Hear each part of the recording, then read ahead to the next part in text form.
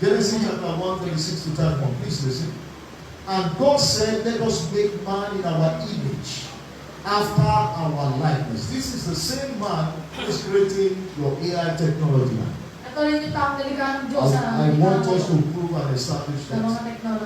And let them have dominion over the fish of the sea, and over the fowl of the earth, and over the cattle, and over all the earth, and over every creeping thing that creepeth upon the earth. So God created man. So it was God who created man, not science evolution. So hindi science evolution. So God created man in his own image, in the image of God. Sa imahe ng Panginoon.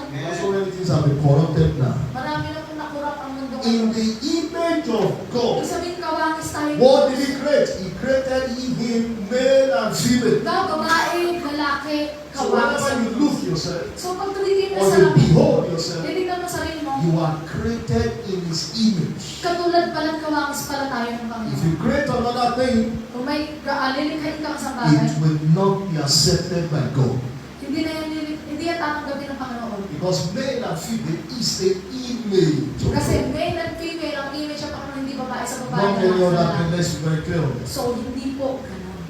Praise the Lord. Hallelujah! These things are technology. Ito po ay technology ng Diyos. Praise the Lord.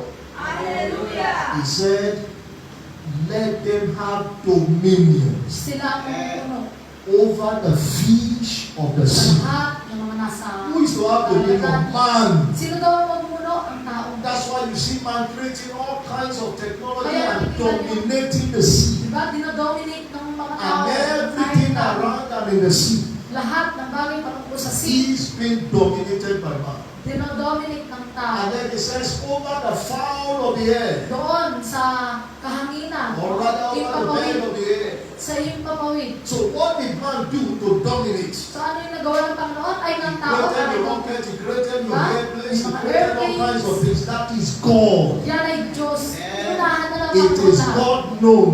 Ano na. It is God allowed. At hinayaan yun ng It is Panginoon. from God. Mula yun sa Panginoon. Praise the Lord. Hallelujah! We're just trying to prove technology. Diba? Technology, pinuprove lang That natin. God Himself is Na technology. ang Panginoon mismo ang pinanggalingan ng Okay, technology. next, let's go. And God blessed them.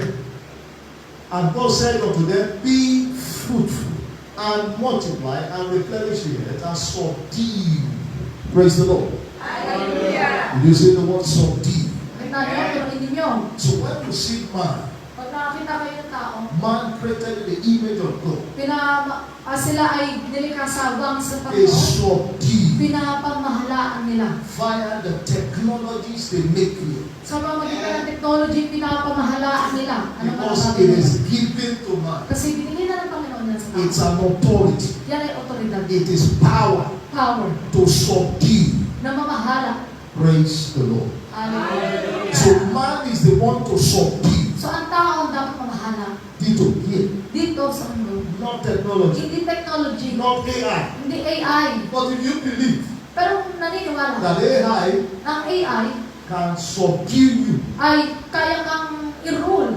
then it will rule you.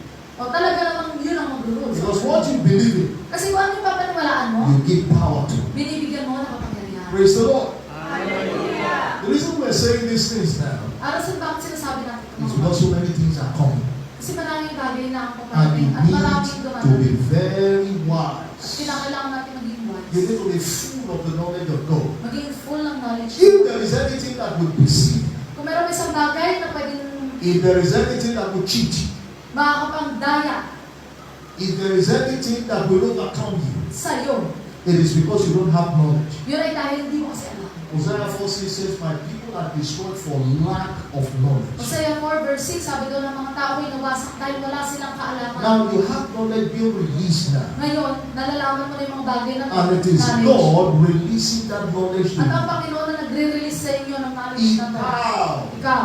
you are the one given the power to subdue. Ikaw binigyan ng kamangyarihan mamahala. And let me tell you something you must know about God. At dapat isang bagay po, ano, na dapat natin malaman. Whenever God sees anything, Pag may ang Panginoon may sinabi, it is being backed up Alam, binaback-upan ng Diyos yung salita. If you step into God's word, Kapag sinabi ng Panginoon sa ito at sinunod mo yung if sinabi you niya, align with God's word, at kinalay mo yung sarili mo sa you salita, will be backed. diba? Dahil sinabi yun ng Diyos, baback-upan ka niya. Praise the Lord. Hallelujah! Even here, Kahit dito, you will be backed up. amen! Baback-upan ka ng Panginoon pag Because ginagawa you mo. are in alignment with God. Kasi alignment ka eh, sa You are in Panginoon. alignment with His word. Ikaw ay sumusunod sa salita niya. Praise the Lord. Hallelujah. Amen.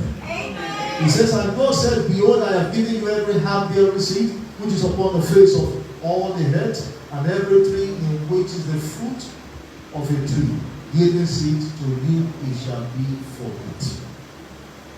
Praise the Lord. Hallelujah. And to every beast of the earth, and to every fowl of the air, and to everything that creepeth upon the earth, wherein there is life, I have given every green herb for meat, and it was so. Verse 31.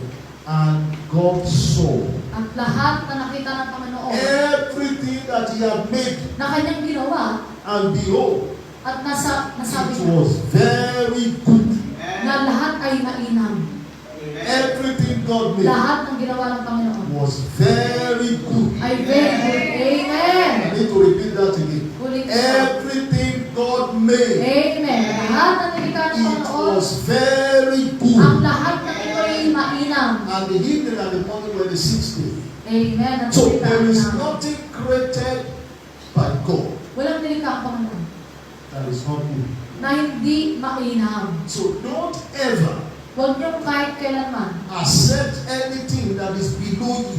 accept ang kahit anong bagay na below sa iyo. God said, Sinabi ng Panginoon, and you are inclusive.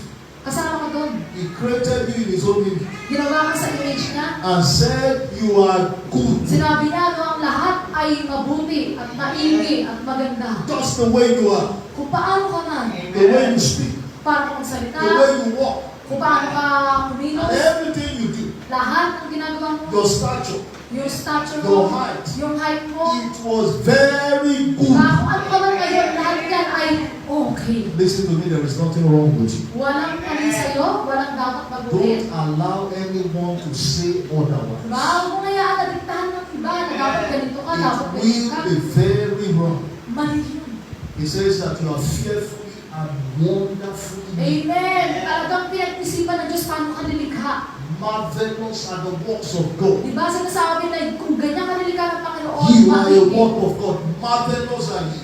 Ikaw ay work niya, marvelous. And our soul knoweth it right. At alam yun natin, ng kaibuturan natin na ating soul. What you don't know, the devil will cheat you. Diba? Kapag kasi hindi mo alam to, tinatak sa utak mo, That's gagayahin why ka ng we devil. go for knowledge. Kaya nga ang lagi natin That's why we hinahanap seek for ay knowledge. kaalaman na mula sa Panginoon. That's why we want to know. Kaya nga gusto pa natin malaman. Because the more you know, Kasi the more na alam mo, the more power you get. the more power na meron So when ka. you say, I have power, So pag sinabi mo meron akong you are kapangyarihan, saying, I have knowledge. ibig sabihin nun, marami kasi akong alam, may knowledge ako. That's what it means. Yun ang ibig sabihin The nun. more knowledge, The more knowledge, the more power. mas marami ka. Praise the Lord. Hallelujah. Amen.